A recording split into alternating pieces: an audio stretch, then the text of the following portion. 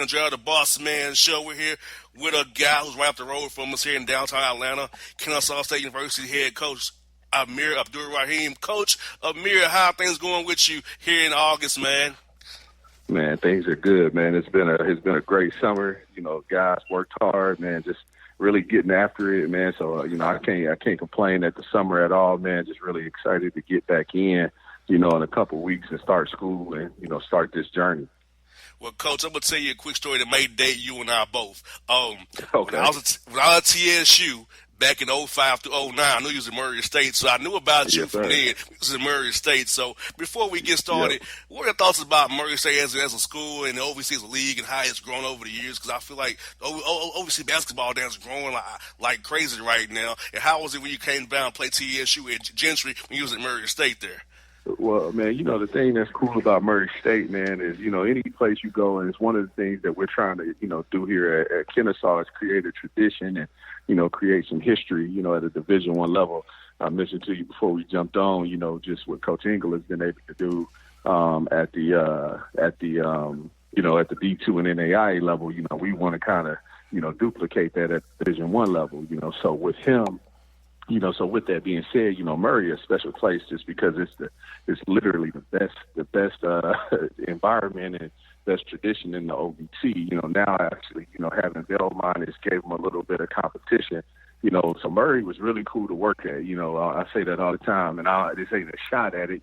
But man, it's a great place. Especially 30 nights or 15 to 16 nights a year when you got those home games, man, because those people they pack it out.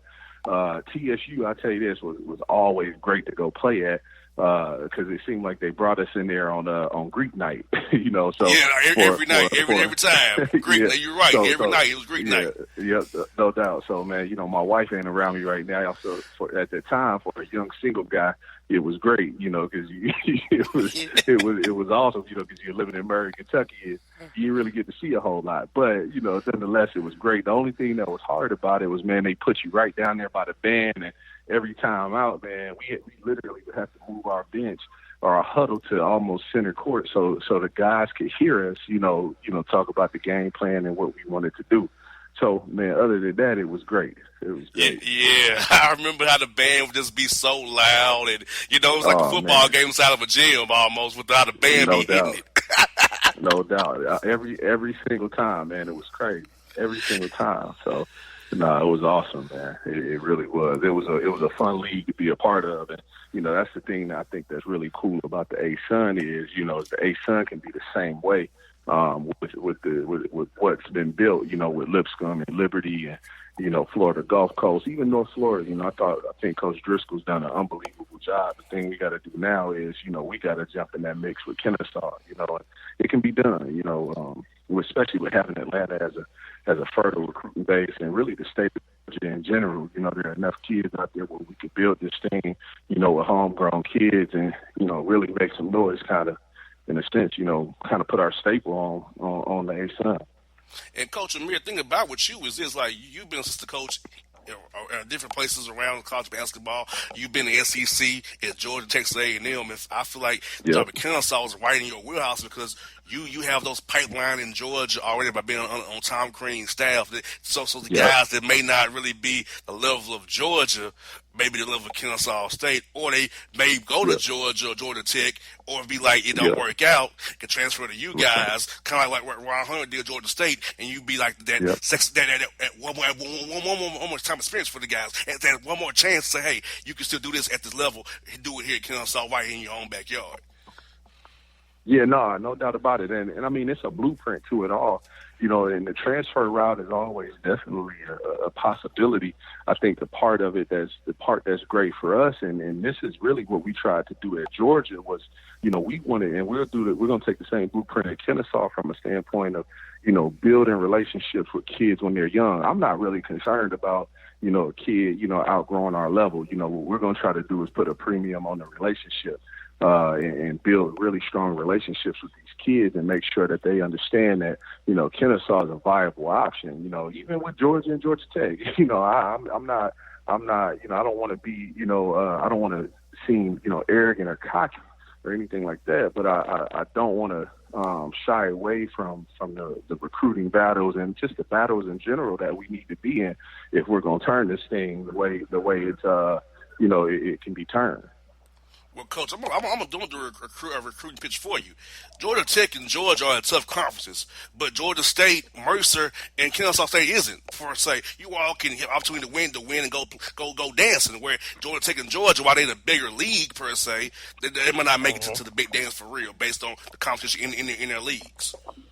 Yeah, no question. I mean, and that's the thing. I think people look at mid-major basketball sometimes like it's an issue. Well, it's not the highest level. Well, the ultimate goal, I think, of everybody, right, is to play in the NCAA tournament. Got so that right. if we can, if we're in a league, regardless if it's a one big league or we're able to get two teams in or whatever it may be, as long as we can be in that conversation and to build a program, you got to be in that conversation year in, year out. That's our goal. We don't want to be a one-hit wonder. We don't want to just do it once. We don't want to do it just twice. We want to be in that conversation every year. So whether it's, the NCAA tournament, whether it's the NIT, we need to be, we got to build this thing the right way into, where we can get to a point where every year we're in that conversation of postseason play. But again, we can't skip steps either. I think that's the biggest thing. I think being at the places that I've worked at over my career, I can remember when we got to Murray State, we had to we brought in 11 new players our first year to a program that was used to, in a sense, that was used to winning. I mean, you walk in Murray in the arena at Murray State, and I mean, it's just banners everywhere. So it took us some time, and people, some people, were restless. Some people actually, gave us a chance, and in year 4, really year three it started, but year 4 we kind of really broke through in a big way, going 31-5, winning the regular season, winning the tournament, and then beating Vandy in the first round of the tournament. And what a lot of people don't realize is we were a shot away from beating Butler the first time they went to the Final Four. So to me, it doesn't matter the level as much as it's getting the right type of kids, building the program the right way, having an identity, and then, really just going from there. And, Coach, also, Kennesaw State, however, is a great academic programs as well, and a great part of Atlanta. And I feel like, Coach, you can get high school freshmen, you can get JUCO guys, grad transfers, transfer guys, and international guys, because Kennesaw offers so many different things educationally as well for kids, young men to grow from. So it's a great part of town. They're building up out there around Chastain Road, Wade Green Road. They're building it all out there, make it real nice. So guess what? You're in a area of your own to have it to yourself out there, because once you get past Kennesaw, ain't much else out there, so you got out there to yourself pretty much. No doubt, man. And that's actually been one of our selling points, and it's not a negative or a knock on anybody else, but I think personally, and I could be wrong, everybody doesn't look at it like this, but I think when kids are deciding to go to school, you want to try to give them the best experience they can have.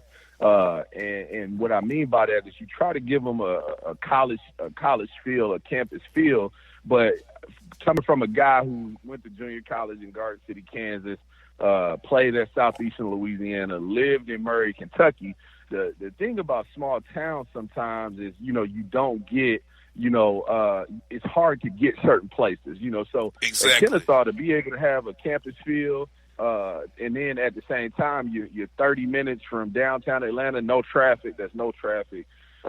Which never happens. Or even to be able to have 2 malls within 20, 25 minutes with Town Center Mall and Cumberland Mall, and especially the way they're building up that Braves area, the Battery area.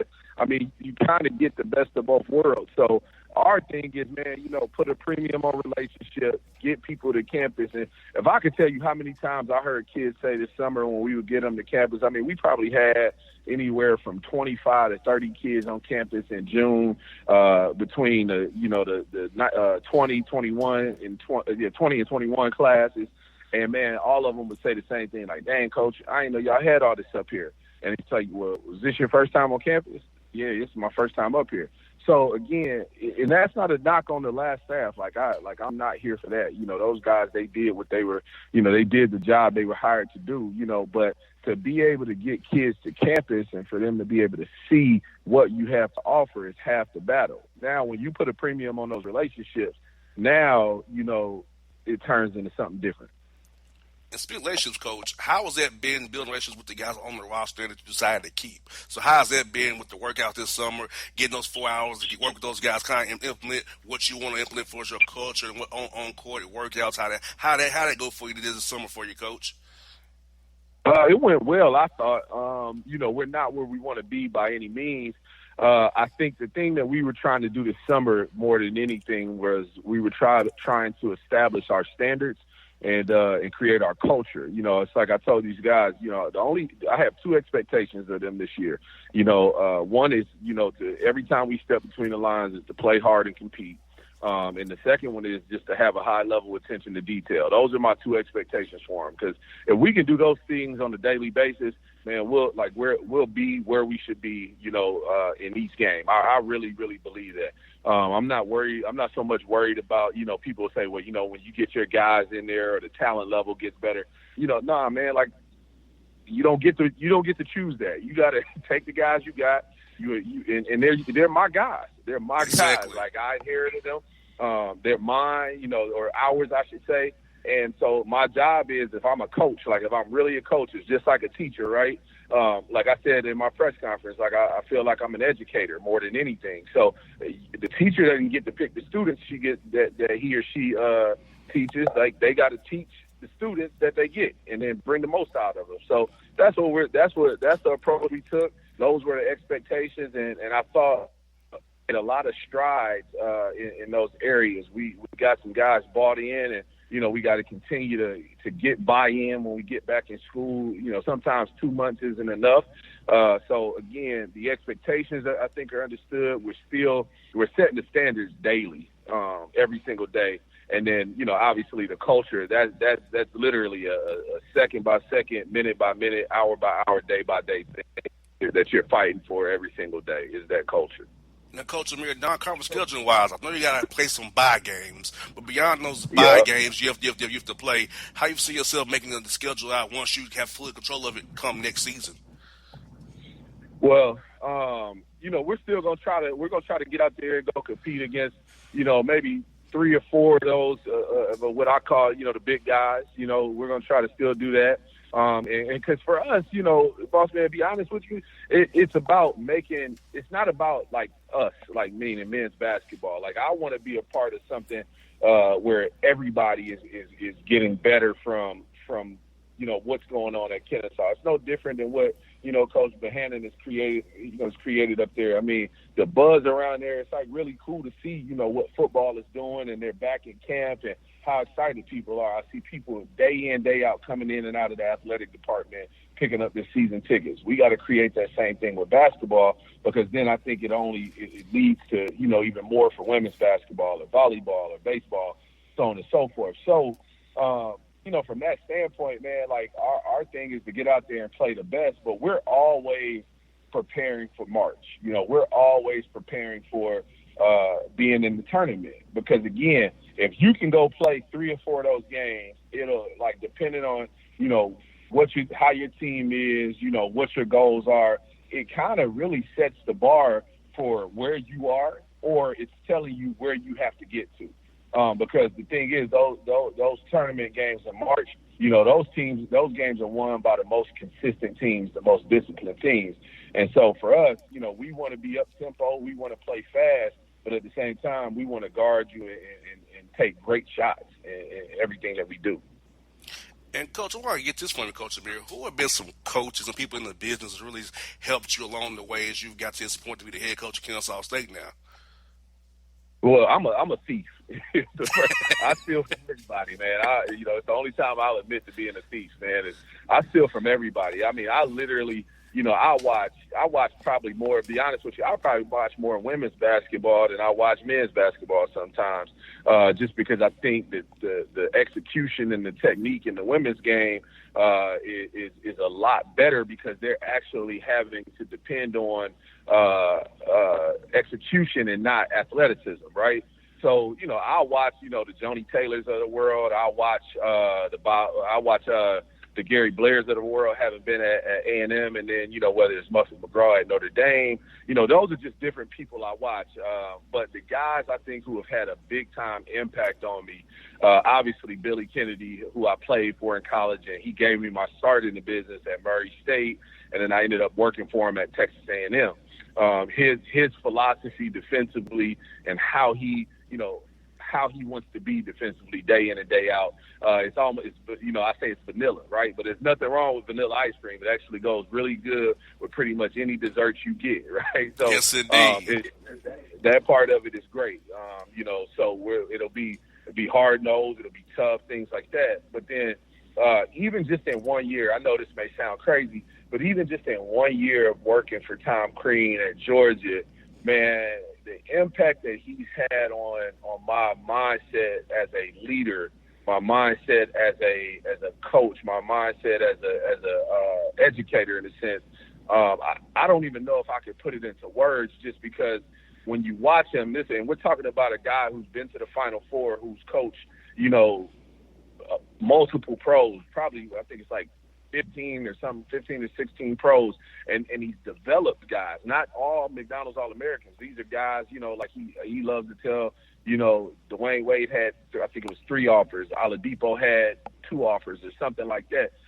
So the way he looks at the game, the way he looks at each guy individually and what's important for their development, and then mixing it in with, what's best for the team, had a huge impact on me. So I've been fortunate to work for and work with, some really good coaches. I should have mentioned Chad Dollar, who I've worked with 3 times.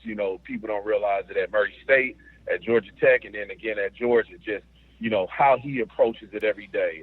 Joe Scott at Georgia, who was a Princeton guy, like the things that he thinks about. So just being able to pick the brains of different people. Steve Prohm at Iowa State, Shaka Smart at Texas, like just guys that let you text them and say, Coach, man, why do you do this or why do you do that? And then bang, like they respond, which a lot of people don't do.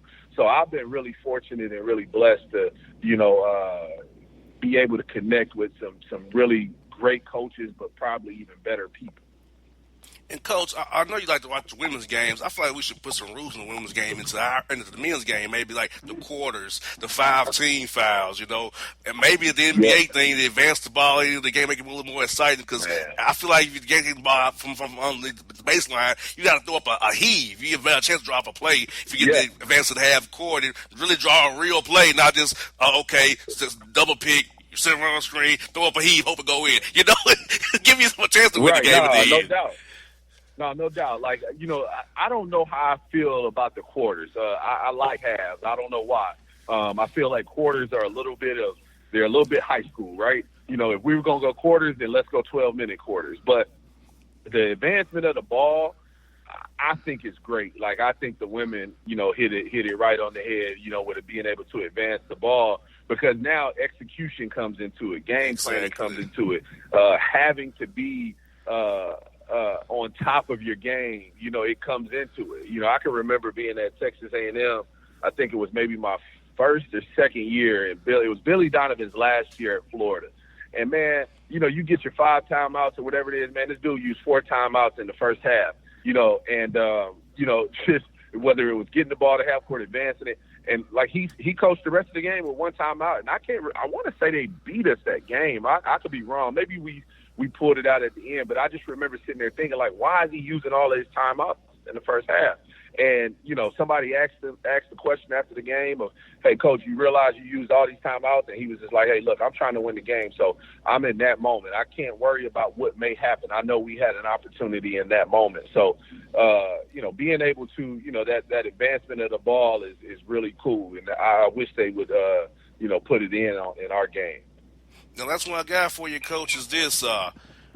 What's it been like for you, a typical day for you? I know you got a lot of meetings, a lot of meeting with players and boosters, administrators, people just want to come talk to you. How's a typical day been for you since you got this job at Kennesaw? A typical day? Yes. I don't even know if it's such thing as a typical day anymore. I was literally just telling my wife about a week or so ago. I'm like, man, you'll get up with a plan in mind of how you're going to attack the day. And literally, it might be the first thing, like something happens first thing in the morning. It just throws your whole day off because you're dealing with that. And that's part of being the head coach. It's part of sitting in this chair. But the typical day is not a typical day. It's like you're kind of adjusting. That's the typical day. You're learning to adjust. And to me, that's where I'm comfortable. I'm comfortable adjusting.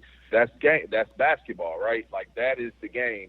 It's being in the game 40 minutes, adjusting to the things that people throw at you. So when, I look at these days like they're helping me not only, kind of as a coach, but they're helping me as a leader too. Just adjust to the things that come at you. It's like the old, cliche of, life isn't about what happens to you. It's about how you respond. So a typical day is just responding, over the last 2 or 3 months. Well, Coach, it's been great to have you on the show, man. I've been wanting to get you on for a while, man. I've had on Coach Lanier and Coach Gary as well down at Mercer, so I just want to make you part of the group as well, get you on, get us say some love here on the Bossman show, man.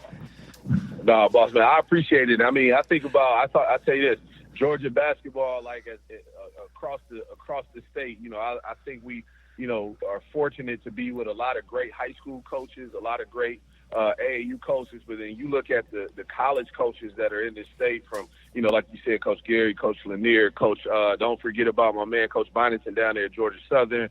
You throw in Coach Passner, Coach Crean, even Coach Mitch Cole up at Berry College. Like, there are some really, really good coaches in this state, and I personally feel fortunate, to be able to pick up the phone and call one of those guys and say, Coach, man, even though you're competing against them, just say, hey, man, what are you guys doing with this and thinking about that? I sat with Coach Lanier in Myrtle Beach the last session of the summer, man, and he and I sat together for like 3 games, man, just talking basketball, talking strategy, talking life, talking coaching, talking family. So that part of it is really cool. I'm glad to have all of you in the state, man. I look forward to covering your game this year, and I look forward to you doing big things because Casey Alexander's gone from Lipscomb now, Coach. The ASA is for yours to take. Casey gone to Belmont.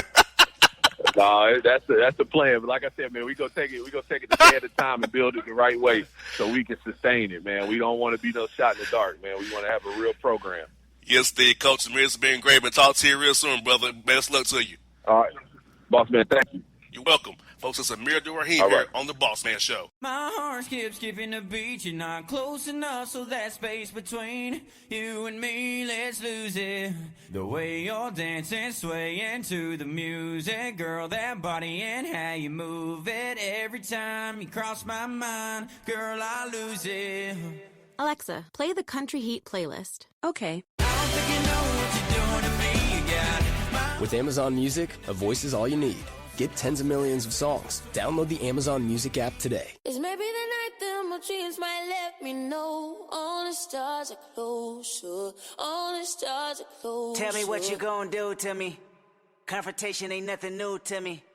You could bring a bullet, bring a sword, bring a morgue, but you can't bring the truth to me. Alexa, play Kendrick Lamar and SZA. Okay. Maybe the night that my dreams might let me know. All the stars are closer. With Amazon Music, a voice is all you need. Get tens of millions of songs. Download the Amazon Music app today. till the tears run down from my eyes. Lord, somebody, ooh, somebody, can anybody find me? Somebody to love. Alexa, play hits from Queen. Okay. Somebody to love. Somebody. With Amazon Music, a voice is all you need. Get tens of millions of songs. Download the Amazon Music app today. I was back here in the Bossman Show. We're with Coach Zach Claus here of the Idaho Vandals out of the Big Sky Conference. Coach, how are things going out there in Idaho, man? Doing terrific. Thank you for having me. Coach, I know it's been a whirlwind for you getting the job in July, man. What has it been like this whirlwind from now, and we're here in August as we get ready for the fall camp to open up in October, man. What's it been like for you to get the chance to lead this squad so far? Well, it's obviously been a big change, but one that I embraced and am really looking forward to. Have made, comments in the past that the players, they were here during all of it, and whether it was our returning guys or all of our incoming guys, the combination of the two meshing so well together, they've made it. Obviously, what has been a challenge has made it all terrific on my end. They've been really receptive. They've been supportive of one another. They've worked their tails off. They did a really, really good job in the classroom with their summer classes, and now the majority of them are home, spending some much needed time with their family, a little bit of downtime away from here. Because obviously when we bring everybody back at the end of the month for the start of school and we get going with workouts, and before you know it, practice is on top of you. So it's always important to get everybody home, give them a chance to hug their mothers, get some home cooked meals. But it's been a whole lot of fun, and we're looking forward to a great season. And Coach, the adversity of how things went down, you get the job late. I feel like it's going to make you guys so much closer. Because when you have some adversity, it shows what kind of character you have, the kind of integrity you have, and what you have inside of you. And I feel like this experience is going to make your guys a little bit more rugged, a little more tougher than most teams are early in the year because of what you've been through already, which has been kind of a weird circumstance, but it's good for you, but also it's good for them as well that you all come together, went through it all at the same time, and have the same goal in mind. We got through this. We can win this game because we went through this in July and August. Look where we're at now. You definitely are onto something there, because I know that our returning guys welcomed the incoming guys with open arms, because we needed to add some depth and talent to this roster. And the new guys have been very open-minded, and a big thanks to our incoming guys, because they took a chance on our staff to remain here. I mean, they could have easily said, with everything that was going on with the indecision, they could have pulled the plug and said, you know what, it's in my best interest to look into another program or do something else with my next step for college basketball. But they chose to honor their commitment by coming to the University of Idaho. They saw enough positive with their, incoming and existing teammates, with our staff. And, I make mention of it on a regular basis. We're very fortunate in that the people that have their hands on our players on a daily basis, from Jake Scharnhorst, who's our strength coach, to Krista Gray in academics, to Joe St. Pierre, who handles all of our media, and then all the way to Justin Pomar, who's our athletic trainer.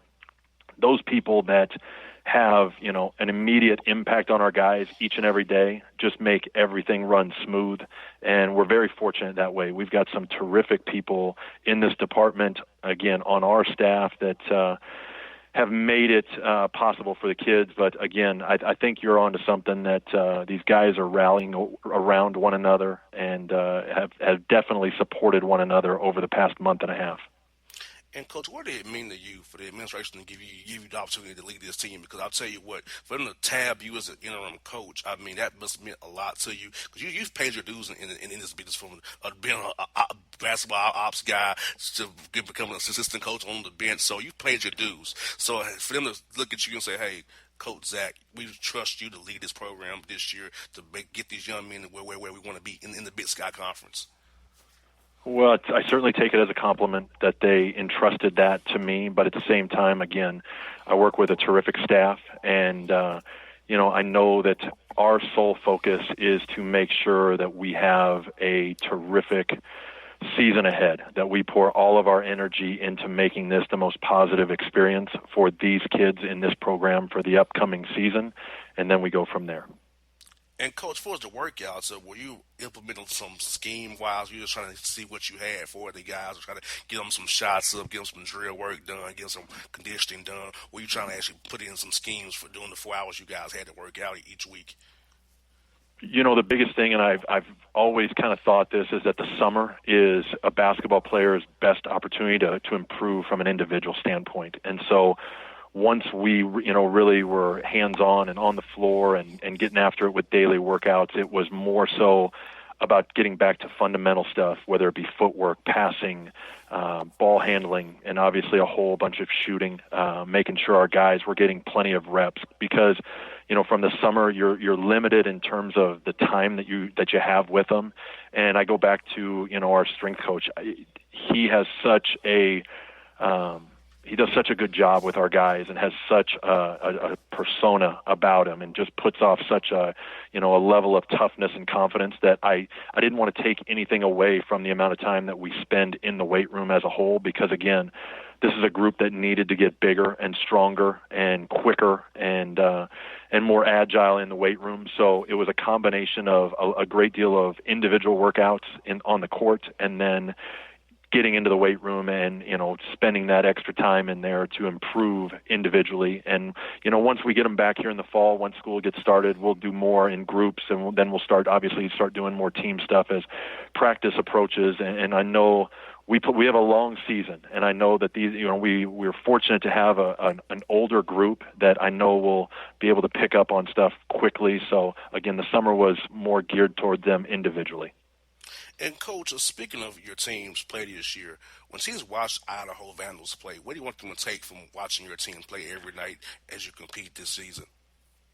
Well, I'd say right off the top, guys that play hard, that compete, from the opening tip to the final buzzer, and no matter what the score is. And we play the game the right way. We're moving the ball, we're sharing the ball. We're complimenting one another. We're picking up one another when we dive after a loose ball, but we're also respectful of our opponent. We play the right way, and that this team's going to compete each and every time they're out for a game. Yes, indeed, Coach. And instead of having an older group at the mid-major level, Coach, having an older group is dangerous because those guys know how to play. Some of these, how we school, all these young kids are still developing, don't know how to play the right way. And guess what? You go and get them in the non-conference schedule or catch them in March. A team like yours, a little older, they can beat those teams. They're not used to those pressure-packed moments that your team maybe are used to because they're a little bit older.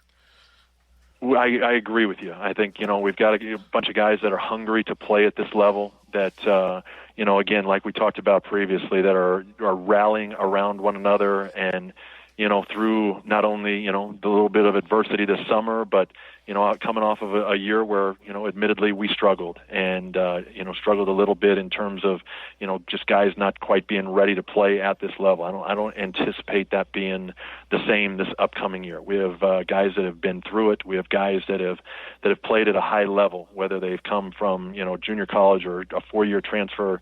Doesn't matter. They're going to be ready to hit the ground running and compete each and every time out. And it's about the Big Sky. We know Montana's been on top of the league with Coach DeCure, and those guys have been playing great for years. Mm-hmm. Shante Leggins up there, and Eastern Washington. Randy Ray always does good at Weber State as well. Barrett's getting better at Portland State. You also got a Dane Sprinkle right there in your backyard. They're getting the gig down there. His alma mater. So he coaches the league. A lot of great guys in the league, man. I know everybody's going in for Montana, so as you all prepare for this year, do you kind of try to look at your league and say, I think we got to beat the guys from our league, kind of prepare our roster, make our rotations, make our schemes, kind of beat the guys from our league? Because even in our conference schedule-wise as well, it's kind of always with that idea of kind of getting the Big Sky and we didn't get that automatic bid when you get that big dance in March there.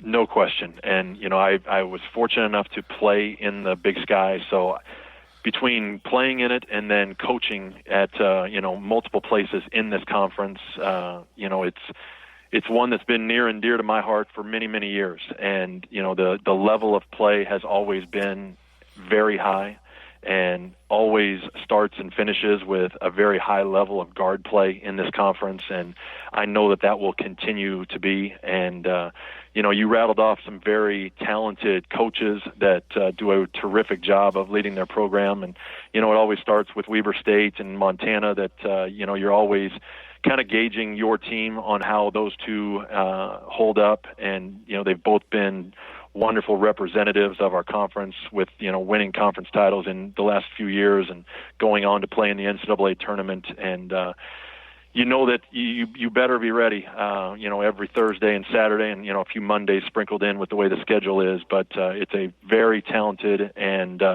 balanced top-to-bottom conference. And, we know that non-conference is always important and, a chance to get yourself going, but we know that we've got to be playing our best basketball as we get into January and February, and obviously then into mid-March when we have our conference tournament. But it's a great league, and we're fortunate to be a part of it.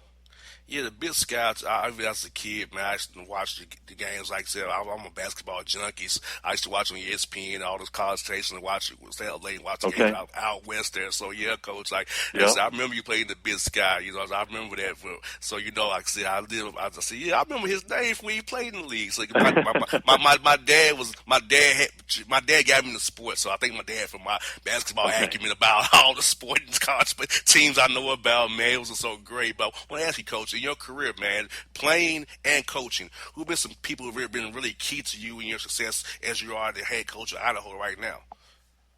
Well, from a coaching standpoint, I was very fortunate. I spent 10 years coaching at the University of Nevada, and I was brought on when Mark Fox, who's now the head coach at Cal, when he was there, and then after he left to go to Georgia, I stayed there and worked for David Carter. And I've known Coach Carter since 1996 when I transferred out to play at Eastern Washington, and he was an assistant there. And, to work with and for those two guys was fantastic, and learned a great deal from them, and to have both of them as mentors has been tremendous for me as I've continued on coaching since my time at Nevada. And then I would, you asking me that question, it spits me out to, my biggest coaching mentor, who I'm fortunate enough I talked to literally about 30 minutes ago, and his name is Jeff Smith. He actually is still teaching at Lincoln Southeast High School, where I'm from, and actually both of us attended, and he is the reason why I initially went out to Eastern Washington. He years ago, and that's going back to when the NCAA still had their restricted earnings coach, and he was that coach at Nebraska, and went with Steve Aggers, who was my head coach at Eastern Washington, and he got the job out there and said, "What do you think? You want to take a chance and go with me?" And I got to tell you, it was maybe the best decision I've ever made, because it gave me the chance to play for him for a couple of years and spend more time with him. And I met my future bride, Tony, at Eastern Washington, because she played volleyball there. And so it was a win-win for me, and he, to this day, remains my biggest mentor that I have. Coach, it's mighty funny you say that. I was out the phone with my girlfriend, and we talked about how we met, which is kind of weird how we met, how we came about. So to see you say that, basically, I said a conversation with my girlfriend about how we met. If I got on the show with you right now. So you say you went to this met your bride, how I met my girlfriend at Atlanta Hawks game of all places. It's kind of things. Oh, there you go. I like it. So, man, it's fairly, we had same conversations pretty much as like an hour ago. But, yeah, Coach, I'm so happy for you to get this job, man. I love college basketball. I love talking to coaches around the country. I love to give y'all a platform, talk to the kids here in Georgia and outside of Georgia as well, where I affiliates, because I feel like mid-major basketball is not covered the way it should be. And if I have a platform, I'm definitely going to give you guys some airtime and cover you guys the best way I possibly can. Well, that's terrific. I appreciate that, and we're definitely happy to join you. Yes, Nick, Coach Zach, have a great time out there and leading those Vandals, man. We'll talk to you real soon, buddy. Okay. Thank you again for having me. Have a great rest of the day. You too. Thank you. Okay. Go Vandals. Yes, indeed. Folks, that's Coach Zach Kloss here on the Bossman Show. My heart skips skipping the beat. You're not close enough, so that space between you and me, let's lose it. The way you're dancing, swaying to the music, girl, that body and how you move it. Every time you cross my mind, girl, I lose it. Alexa, play the Country Heat playlist. Okay. I don't think you know what you're doing to me. You got With Amazon Music, a voice is all you need. Get tens of millions of songs. Download the Amazon Music app today. It's maybe the night that my dreams might let me know. All the stars are closer. All the stars are closer. Tell me what you gonna do to me. Confrontation ain't nothing new to me. You could bring a bullet, bring a sword, bring a morgue, but you can't bring the truth to me. Alexa, play Kendrick Lamar and SZA. Okay. Maybe the night that my dreams might let me know. All the stars are closer. With Amazon Music, a voice is all you need. Get tens of millions of songs. Download the Amazon Music app today. Till the tears run down from my eyes, Lord, somebody, ooh, somebody, can anybody find me somebody to love? Alexa, play hits from Queen. Okay. Somebody to love. Somebody. With Amazon Music, a voice is all you need. Get tens of millions of songs. Download the Amazon Music app today. All right, folks, back here on the Bossman Show. We're here with the Athletic Detroit's own James Edwards III. James, man, what's good up in the D, man?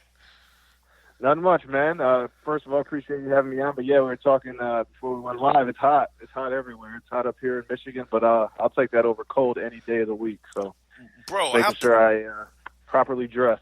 Bro, I have to ask you this. Being a Michigan guy, when does it really get cold up there, man? You know, I really don't know because I'm down here in ATL, but when does it kind of get cold and you got to worry about snow and sleet stuff that I'm scared of? Yeah. I mean, it gets a little cold around Halloween. It starts getting, like, cold that everybody talks about probably around Thanksgiving. Oh, so when the Lions on TV embarrassed everybody. Yeah, right. Yeah, no, that's why they're playing indoors. There's a reason. Yeah, I got you, man. Yeah, man, bro. You probably remember the snowstorm in Atlanta 2013, bro. I didn't come out of the house for 6 days, bro. That's how bad it was. I can't drive in snow. I tried one time, bro. I learned fast. It's not for me. Stay in the house. I heard wasn't there only an inch on the ground that year? Man, it was 2 actually. Two inches of snow and some ice. They don't even think about closing school around here until 4 or 5 inches. So I understand when you're not used to it, that's different. And when you throw in the ice, it's a different story. But, yeah, no, 2 is – we got to go on about our day with 2.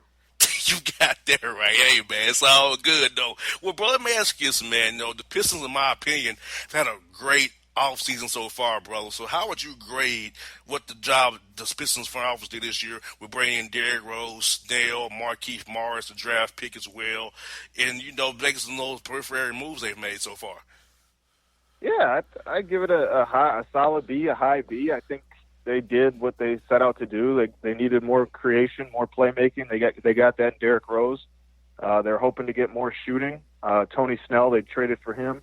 Who can help and fill that void, to get a small forward. Also, they needed like a true small forward on their roster that had some NBA experience, so that checks that box. And then Markieff Morris, if he can get back healthy, that's another guy that, I mean, at minimum, he's a solid bench player, and at his best, he's a low-end starter. So for the little amount of money they had going into the offseason, they got 3 really solid pieces that will play significant time for them this coming season. So you can't give that anything less than a B, given the circumstances in which they were working with. And the move of hiring Dwayne Casey, I thought was firing Stan Van Gundy, who's one of my favorite people in the whole world. I love Stan Van Gundy. I know you probably enjoy covering him as well. But how was it to cover Dwayne Casey, James? And how is he as a coach? And how do you feel he can get the roster further in year 2 now, get his system more implemented now with the Pistons? No, I enjoy covering Dwayne. It's super cliche. I always call him he's a Southern gentleman. He remembers everybody's name. He's very polite. He's also pretty funny. I don't know if people know that. I don't think I knew that until I covered him. He's a funny dude. He can be a little bit of a smart ass sometimes to people, but he does it in a very polite way. He cracks jokes. No, he's a good guy to cover. Very honest, open with the media. He has conversations after the cameras are off and after the microphones are off. He'll sit and chat with us routinely. So that's all you can ask for as somebody covering the team. And then going into the season, I think he just garnered the guy's respect last year. I think he's a guy that what he did in Toronto commands. He commands respect, and the guys like him. The guys understand his vision. They believe in his vision. You never really heard last year when they had a bunch of ups and downs last year, and even during those downs, you never really heard anything blamed on the coaches. They all kind of took onus on themselves that coach was putting them in the right situations. They just weren't converting. So you always want to hear that type of stuff from the players when it comes to having a new coach, because as you know, there's been many instances in sports where the new coach kind of gets the blame right away, and that never happened at all. Yes, indeed. And also looking at the roster, James, I think you're on something with the free agent addition of Rose, Snell, and Markieff Morris. I think that those complimenting guys off the bench or being a low-end starter in a pinch, I think can really help this roster because if you ask me, beyond Philadelphia, Boston, Milwaukee, the East is open because you don't know what Victor Oladipo is being in Indiana. So the Detroit could literally be 4 or 5 in the East if everything goes well for them.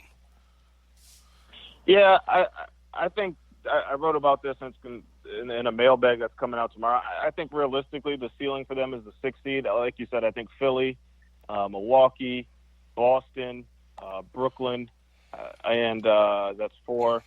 And every year I look at Indiana and I think, man, if the Pistons at their best, they're probably a little better than Indiana. But Indiana over the past 2 years has really kind of shown that they're consistent and that they have a stable foundation. So I got to give them their respect and put the Pacers over them, even without Oladipo maybe not ready for the beginning of the year.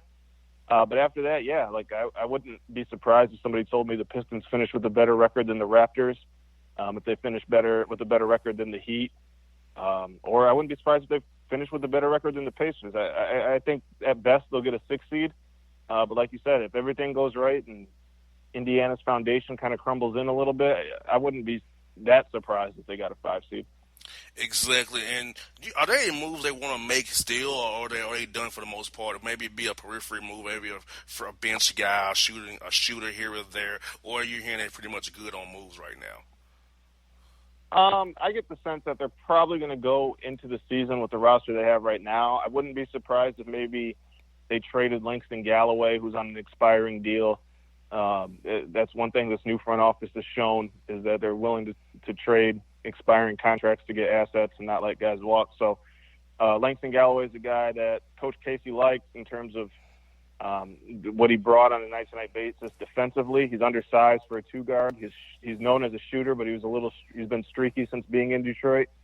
But I could, with the young guys that they have, there's a lot of young guys on the wing, and they might want to open up some room for them to fight out for a rotation spot, and you could see Galloway go. But I assume if there's going to be any deals, it's not going to be till closer to the deadline. But again, Langston could be one of those guys that could go before. Well, a guy I got my eye on the roster is Reggie Jackson. Last year of his deal, man, his health is always tricky. So does he have a long-term future in Detroit? Think they may just trade him away and get some assets back, get something back for him? Because, if you ask me, you traded for him, you had to pay him, but he ain't really lived up to what his contract is worth right now, if you ask me. Yeah, and I think part of that, too, was, like you said, the injuries. He's been injured the last 2 years, lower body injuries. And if you watch Reggie before he got injured, it was explosiveness and his ability to attack the rim in the pick and roll. And when you have 2 lower body injuries, obviously that's going to hurt the best part of his game. But, yeah, I don't know. I'm interested to see how that works. A lot of people kind of assume that they're going to trade Reggie because he does have an expiring contract. But if they get to the deadline and they're a couple games over 500 and they're in the thick of the playoff race and Reggie's playing well, why not? Why trade him? Why not just ride out through the season if things are clicking and you let him go in free agency? I'm not sure he's a guy that's going to garner that solid of a package in a trade deal. If you call around and you can get something that you think is a young piece that you think can maybe grow into something, obviously for Reggie, you're not going to get a high-end young player, but maybe like a second-round pick you like or something like that, or future picks. Maybe you do that, but I think it all is going to depend on where the Pistons are around that deadline. Because I just don't think they're going to get much in return for Reggie. And if you're playing well with him, you might as well just keep him and just have him come off your books the next summer. And I expect, James, it'd be a heavy trade year because of the money. Because you look at next year's free agency class, it's not that good, first of all. Then you have teams with money. The Atlanta Hawks, Charlotte, Cleveland, Toronto. You're not trying to go there and play. So it's kind of like let's just want to check. But so I feel like there'll be a lot of deals being made this year because of how the cap money was spent this offseason as well. So I think there'll be a lot of different things you see moving pieces that we see come February around the deadline there, in my opinion. No, that's a good point. I agree. Like you said, there's not many. The free agency class isn't strong next summer. Not many teams have abundance of cap space, and the teams that do aren't really free agent destinations. So I agree. I think that's probably a good way to think about how it will go leading up to the deadline. Now, James, I think you guys have a small window to win with Blake and Dre because Blake has 2 years in a player option. Dre has a year in a player option on definitely his deal.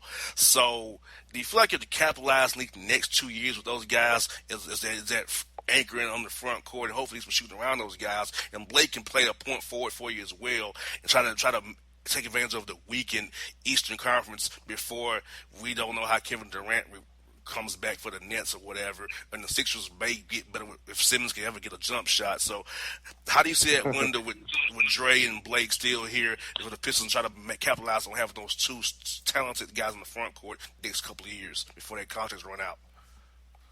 Yeah, I mean, I'm just of the belief that it's very hard for the Pistons to do anything of significant note that would make them Eastern Conference contenders within Blake's window. I just don't see that foreseen trade happen for they really need like a premier wing player, like a Bradley Beal would be great. I just don't see how a deal for a guy like that becomes available in the next 2 or 3 years. They don't. Their best young player right now is Luke Kennard, who's a fine young player and gets kind of overlooked because, I mean, here in Detroit, people are coming around to Luke, but they were upset because the Pistons took him over Donovan Mitchell. And then nationally, people don't really pay attention to the Pistons, so they're not really paying attention to how good Luke has developed. And Luke's been a really good player for them. He was their best player, I thought, during the Bucks series. I mean, Mike Budenholzer, I asked him if he was game planning for Luke after Luke went out and scored 19 in game one. He said, yeah, in game two, he was much more of a focal point in our game plan. So Luke's a good player, but I don't know if any of these young assets that they have can be flipped into something of substance. And I just think the Pistons, what they got to do is try to build the best team they can around Blake and Andre, who have worked well together. That's not the issue. They just got to find a way to be a little bit more balanced around them, and they're going to have to do that with smart moves, in-house development of the young guys, hitting on draft picks. It's going to be a process, but I just don't see a splash trade happening with this organization just because unless like a couple of these young guys, one or two of them really take massive leaps, which could happen, but I'm just not sure I see it happening within the next 2 years. And just want to ask you about the Grand Rapids Drive there. They're going to hire Donnie Tyndall as the new head coach there. What's Coach Tyndall meant to the G League team? I know Coach Casey had him up there at the Raptors 905 when he was in Toronto. So have you had a chance to talk to Coach Tyndall much and see what he's all about? We know what happened with him against NCAA, but he's definitely a decent man. Coach Stackhouse, Vanderbilt swears by him, had him in the 905 with him as well. So what do you know about Coach Donnie Tyndall and what he's going to bring to the Drive this year?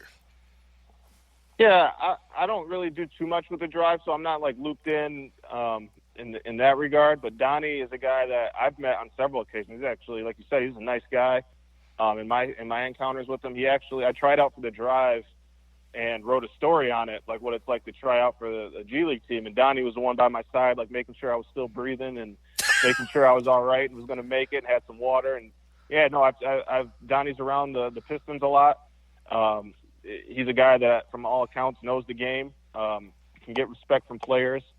It's going to be an interesting transition, but it seems like that guy is well respected in the NBA circles. I think he'll be a head coach in the NBA. I think he's young enough. He's only 49 years old. I think he can be a head coach. Coach Casey's in his 60s, so I think Donnie, if he stays on the right path, man, you hear it here first thing, he may be here, be NBA head coach here down the road here real soon. Yeah, I wouldn't be surprised. I got to see how he does with the Drive, but I know they liked him as an assistant with Coach Kruger last year. So now it's just waiting it out and see what he does with the organization. Last one I got, I talked about this was off the air with you, James, about John Mason, man. I tell you what, I listened to some of those old Piston intros in 2004 and 2005, man. Mason was on fire, man. I watched him on the league pass. I still hear him do the Detroit basketball. I'm like, my man be getting it, how he come up with those names, man, the lineups, man. So for you, get to see this guy all the time, man, seeing what Mason comes up with, man. How's that experience been for you and the fans up there in Detroit? Oh, Mason's loved in Detroit. I actually did a Q&A with him a few weeks ago to kind of learn more about how he comes up with the stuff he comes up with. And it's pretty interesting if you get a chance to check it out on The Athletic. But, yeah, I mean, he's just a creative guy. A lot of the stuff he comes up with, he told me, was like he used to be a comic book fan, so he tries to treat the players like comic book heroes. And that's why you hear those little blurbs like whatever he says with Blake Griffin, muscles ripping Blake Griffin and stuff like that. He tries to make these guys feel like superheroes. And he's loved in Detroit. He's loved around the NBA. He's well known. He told me that guys like Kevin Durant, Russell Westbrook, and Steph Curry says he's the best at his job, and he's a nice guy. I don't know if people know this, but the TV show Martin was actually based on Mason. Oh wow, I did not know that. Yeah, so he started as a radio disc jockey, and if you watch episode 1 of Martin, if I'm not mistaken, Martin gets a call from a caller, and they're yelling, "Mason, Mason." He's like, "No, Mason's gone. This is Martin." But it was if you read the Q&A, he tells me the whole story of how the Martin, the company, I think at the time it was Martin aired on Fox or UPN when it first came out, and how they approached him about doing the show about him, loosely based on him. Wow, you know what? It's funny because I can quote John Mason calls, man. Like, especially when his jersey reads, "Oh, she." Mr. Rushy. I want a Piston fan, but he got me hyped to watch the game with the Pistons on League Pass. So that's my guy, man. I like this dude, man. So let me ask you, that's what I got for you, James. Bro, I think he's one of the first. He's either the first or the only PA announcer from another. Like during the All-Star game, he was the first or the only, if not both, PA announcer to be like transported to do the All-Star game. Usually they have the announcer from wherever the city is, but I forgot what year it was, but the NBA wanted him to do it. I think it was the year that the Pistons had I can't remember if they had 4 or 5 of the starters in the game, but it was that year, and Mason was the PA announcer. I remember he did it in Vegas, too, that year. Yeah, yep. I remember that, too. Yeah, Mason's a classic dude, man. Last one I got for you, James, is this. The arena. How is Little Caesars Arena different from the Palace of Auburn Hills? And I've been to the Palace a few times, but how is it different? Little Caesars, I've been downtown at the new arena yet. So what's the difference for the fans being with the Pistons actually being downtown, not up there in Oakland County and in Auburn Hills? I mean, I like Little Caesars more than the Palace, to be honest. The Palace is massive. It's a little more open. LCA is a little more. It reminds me kind of a college arena. When you're on the floor, everything's kind of on top of you. The seats go up and not as far out. It's dark. It's condensed. I like that for a basketball game. It gets very loud when the games are packed. The playoff game, Game 3, was as loud as I've heard in an arena all season. So when if the Pistons get good, that place is going to be very, very loud. But then again, I mean, I'm also a guy that's all for the city, and it's the arena's in the city. It's downtown. It's in Midtown. It's not in Auburn Hills, which is in the middle of nowhere. Yes, indeed. LCA is in the heart of Detroit. People can walk from the game, go downtown and get drinks, get food. They can walk from the bars to the game.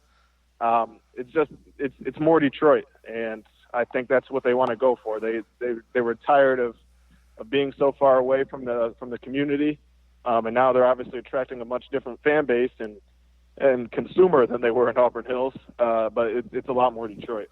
Yes, indeed, with James. It's been fun, brother. We'll do this again real soon, man. I enjoy talking about the Pistons. I like the CMU guy going on. I like Michigan, man. So we'll do this again real soon, brother. I appreciate you having me on. Thank you. No problem, folks. James Edwards here on the Bossman Show. My heart skips skipping the beat. You're not close enough, so that space between you and me, let's lose it. The way you're dancing, swaying to the music, girl, that body and how you move it. Every time you cross my mind, girl, I lose it. Alexa, play the Country Heat playlist. Okay. I don't think you know what you're doing to me. You got With Amazon Music, a voice is all you need. Get tens of millions of songs. Download the Amazon Music app today. It's maybe the night that my dreams might let me know. All the stars are closer. All the stars are closer. Tell me what you gonna do to me. Confrontation ain't nothing new to me. You could bring a bullet, bring a sword, bring a morgue, but you can't bring the truth to me. Alexa, play Kendrick Lamar and SZA. Okay. Maybe the night that my dreams might let me know. All the stars are closer. With Amazon Music, a voice is all you need. Get tens of millions of songs. Download the Amazon Music app today. Till the tears run down from my eyes, Lord, somebody, ooh, somebody, can anybody find me? Somebody to love. Alexa, play hits from Queen. Okay. Somebody to love. Somebody. With Amazon Music, a voice is all you need. Get tens of millions of songs. Download the Amazon Music app today.